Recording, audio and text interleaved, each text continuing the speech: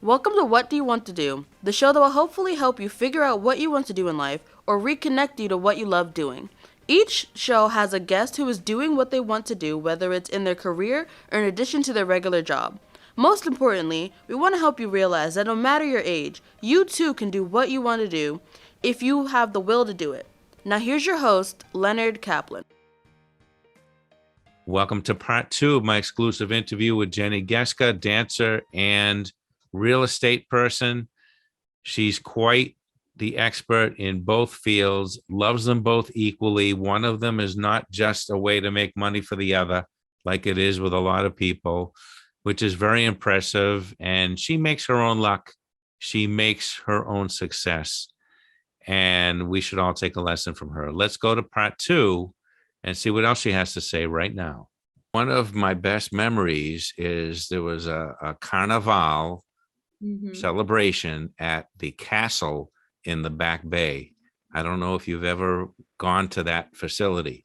It's called the Castle, but it was a huge, the ceiling was just like you're almost outdoors.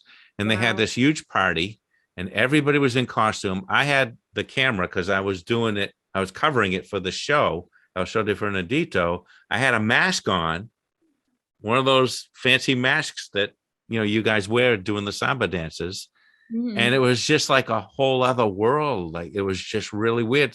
I remember I'm doing camera and I'm getting these people, and this girl also in a mask, she came up and she kissed me.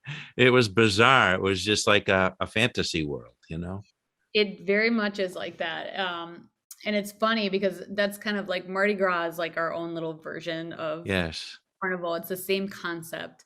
And a lot of it, if you look up the history of it, it's not just a big party. There's a lot of like religious background to it. So it's interesting. If they could see this, I have a whole wall of samba costumes I would show. Wow. You can take some pictures with your camera and I can flash them up here. Yeah. And have another one coming from Brazil in about a month. So Do bachata and salsa have stories like the samba? theirs is a little, I mean, it's very similar and it's more common to us now. It still started as an Afro dance. If you look up like Afro-Cuban and stuff like that. And bachata actually started in the Dominican Republic. And now you see all these different types. So if you trace the West African slave trade and see where all these little things started, it's where these different groups of slaves were brought. So one root, right? And then many branches is basically the best way to kind of look at that. I don't know as much about salsa and bachata. I haven't been able to train, I technique wise, yes. I have not been able to dive in as deep as I have with samba, and that I just owe that to the fact that I have an amazing mentor from Brazil, that I've been able to go there, train with the samba schools. And is that coming from your end, that noise? Yes. Yeah. That's okay. It's my we're real on this show, so we'll keep that in. I'm not going to edit that out. My WhatsApp. It's got the thing. Your WhatsApp. My WhatsApp. I have that, but I don't know how to use it. WhatsApp. I had to use it so much in Brazil because phone service there is like not a thing. Oh, that's the chat thing. Yeah, I do know how to use it. I have a friend that won't text except with a WhatsApp. Yeah, I have that. Yeah. Yep. But yeah, they have a similar story. And if you trace back like the history of salsa, and you have to kind of steer yourself out of the rabbit hole. The internet wants to bring you to ballroom, right? Because that's who pays for the sales. Let's be real. So you have to search, you can go down a really fun rabbit hole of like the true history of salsa, the true history of mambo, the true history of bachata. And you can find all these really, really amazing facts about dance. Now I'm going to say something to you here that's really, you stand out, okay? And you remind me only in one way. You don't remind me in all ways of a guy named Bobby Burgess who was on the Mickey Mouse Club, okay? And he was a dancer, okay? But you only remind me of him because of the big smile. When you dance in your videos, you have this huge smile and it draws the viewer in. And it's mesmerizing. And that's why I think you're so successful among your skills than other people who, might know the same steps. But you just have, when you have charisma anyway, but you have this dancing charisma that's hard to explain, that you turn on. Do you see that in yourself? I would say at this point it's sheer joy. Yeah. I might be nervous on stage, but the second everything starts, I'm just in that moment. You really don't think about anything else. It's the one time in your life that you're fully engaged in everything that you're doing. And it's just that one moment that I'm laser focused. So I don't even notice when I'm on stage that I'm beaming, but I'll watch videos after and be like, oh my God, I was having a moment. Now, I also know that it's a very athletic event when you dance and practice. How many hours do you practice a day? You must Ooh, practice a lot. I fluctuate for sure. When I have a show coming up, when I'm choreographing, when, a couple hours a week, I would say. But when I'm training with my coach, we train 3 to 5 days a week for about an hour and a half. So sometimes I train with him in the morning, and then maybe I have to teach a private lesson, and then I have my class at night. So it just depends on the day. This week I took off completely because I know I'm going to have training next week, and I have a show coming up Easter weekend. I have quite a few shows coming up. So I'm conserving energy because, yeah, it can be very, very draining. And I used to dance for hours when I was younger, and maybe I'm just getting older, but samba is incredibly challenging. I mean, it's Mhm. it's tough. Doing carnival, training for carnival in Brazil was by far the hardest thing I've ever done. I've heard that it's a very, very challenging discipline. I'm going to Hmm. ask you, there is a word that people use when you go to another culture and you use you learn their skills, especially you told me about the slavery part Hmm. of the story. Do people say, hey, you're a white woman, what are you doing our dances for? Do you ever Absolutely. get any of that? Yep, absolutely. You I wasn't do. prepared. Yes. I get that here in the States. Hmm. um, from time to time. And I have to say this at this point, I understand why, Hmm. Hmm. and all I can do is my best. I have never been in it, with the history in mind that I talked about. We have to think about the fact that it's so dear to them. It's so dear to them. And when it first started, yeah, absolutely not. A white woman should not be dancing samba. Hmm. Now you go there and there's white Brazilians dancing samba, but there's also a lot of racism. It's a heavy topic there. I would say maybe even worse here than here. There's a lot of racism in Brazil, and it's very out in the open. I mean, they don't even try to sugarcoat it. Hmm. So there's been a lot of controversy with Carnival where they're giving priority to lighter skinned women, a lot of colorism. So in going there, I had to keep this all in mind, and I had to just really humble myself. So Hmm. it was physically challenging, but yeah, it was mentally challenging. I was pushed. I was pushed one night in the middle of a street rehearsal. I was mocked, directly to my face. I Good was called grief. gringa, gringa, gringa, right and left. And I had to just keep my chin up and just say, I'm here because I love this dance. I honor the fact that this is very hard for you, but all I can say is when I go home and I'm teaching it to my students or I'm performing it, that I'm not there to appropriate the culture, that I'm trying to represent it. That's the in word, appropriate. Appropriate, yeah, yeah. In the most authentic and true way possible, and to know the history and to speak to the history and to share that story. Because I mean, there's not a lot of samba dancers in the U.S., and usually they're doing more of a Vegas showgirl style dance. And so, my mentor constantly reminds us, like, it's your job to do it justice. So I love having you under my wing, but I expect that from you. So I think you're the Eminem of samba. Yeah, yeah. Now, here's Yeah. another question. You're Mhm. married Yes. and you have all these videos with guys dancing Ah, with you. yeah. What does your husband think about all this? He knows so many of them. He goes on quite a few of my dance trips with me. At this point, and he also was there when I was teaching ballroom. Hmm. And we met when I was a performer for Six Flags. So Hmm. him seeing me, do dance with anybody else is not really a big red flag at this And point. he must shoot a lot of those videos. He has helped me with quite a few samba videos, but he'll go to a lot of our social dance events here, and he'll just kind of hang out. Dance is not really his thing, and he's fine with that. He'll just hang out, he'll relax, he'll sit in the hotel, if I'm at a congress or something.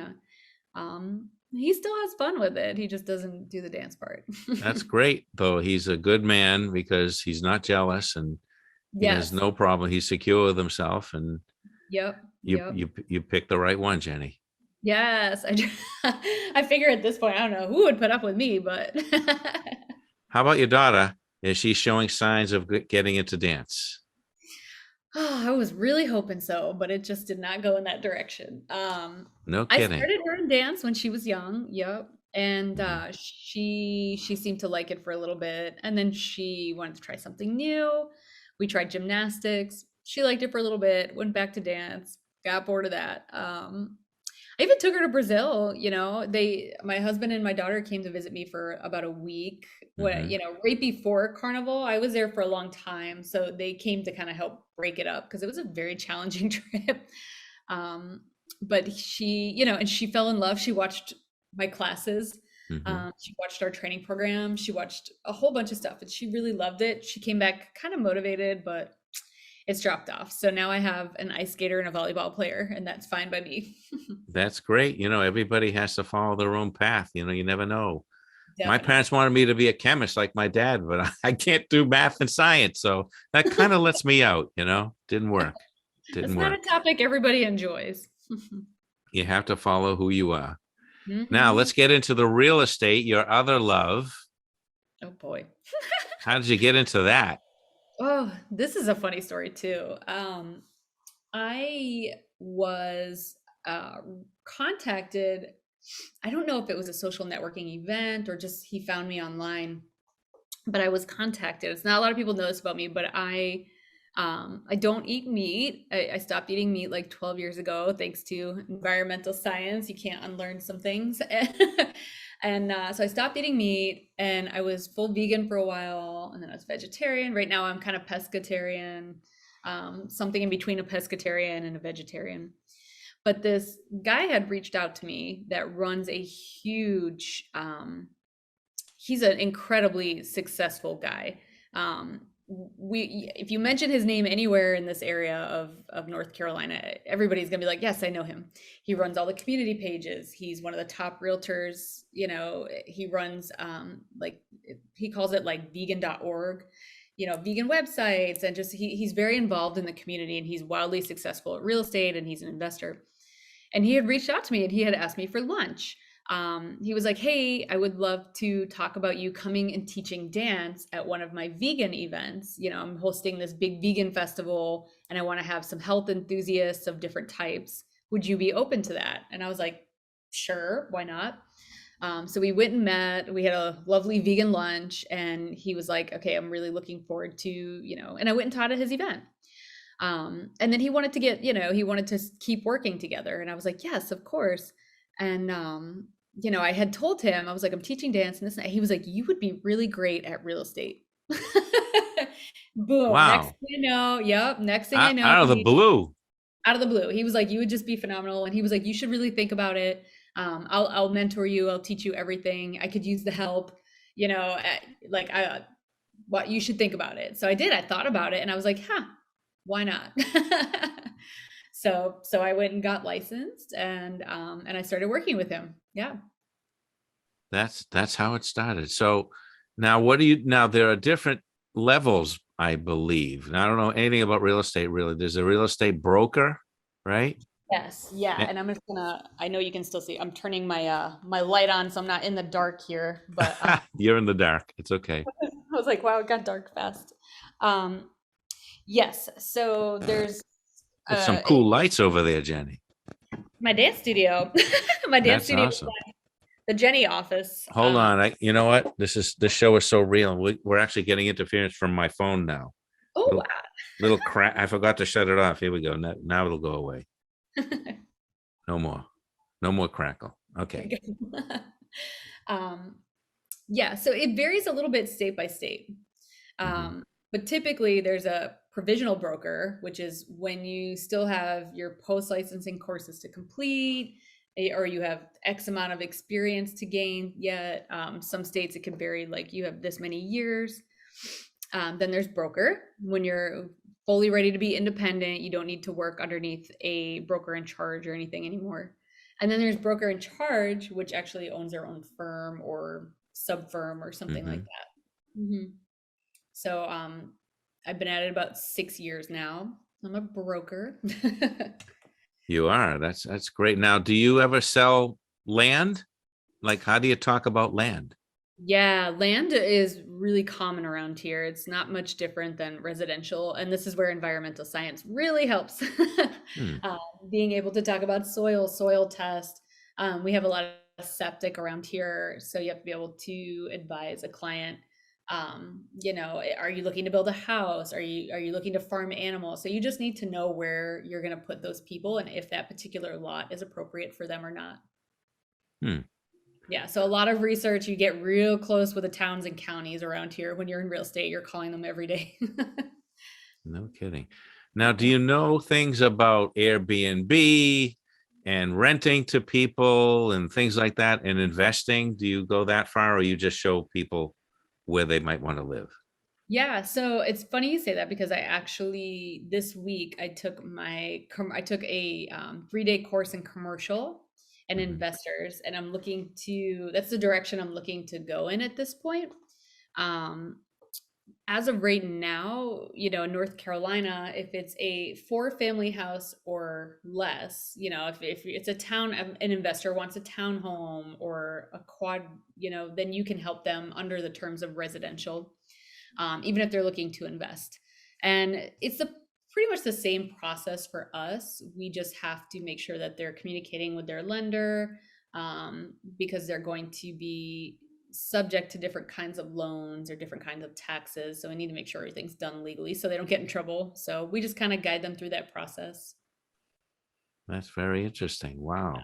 So you Mm-hmm. could be in a position someday to advise people what to invest in. Yeah, that's where I'm hoping to get. I can still kind of get there now. I have quite a few investors that I'm currently working with that want to do flip homes, uh, Yes. fix and flip. And a lot of people are just this is a really hot area for investment right now. A lot of out of state, even out of the country investors, because we have so many businesses coming in.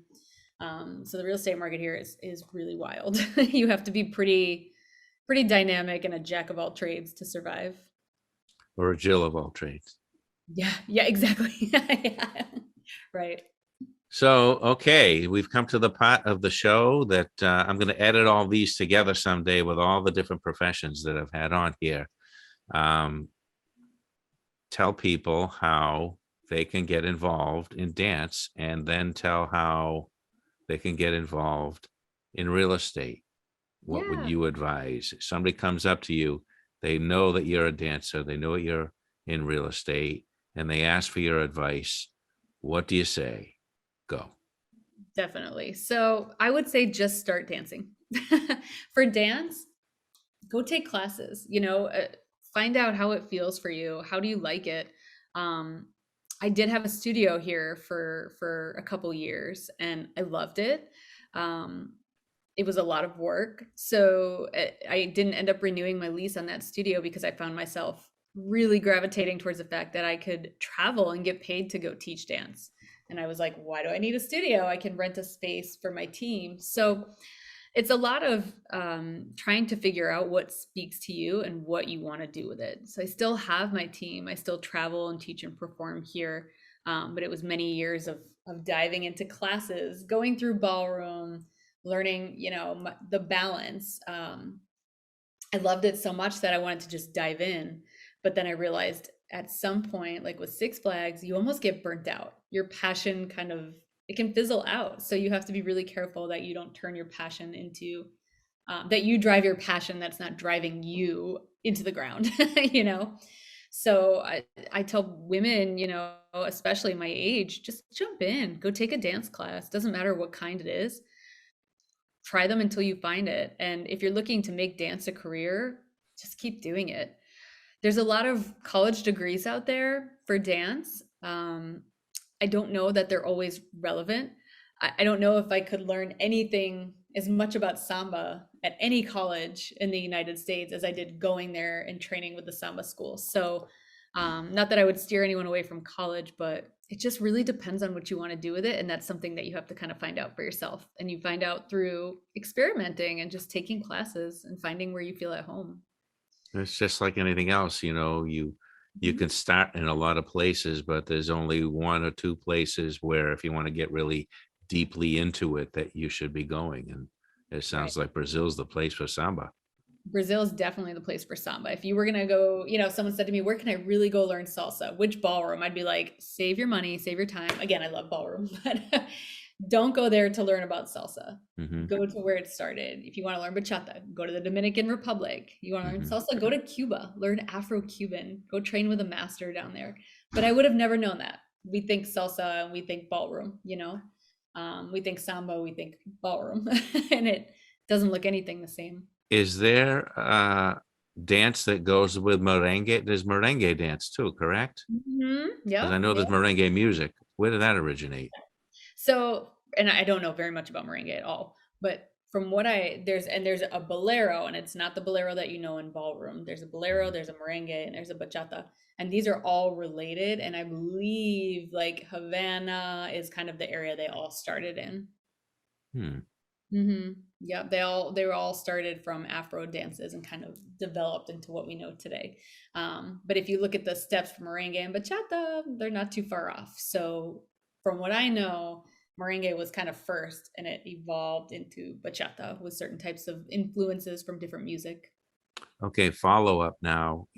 Get started in dancing, learn where you can. When you get serious, go to the source. What about making money as a dancer or making money as a dance teacher? How do you learn how to do that?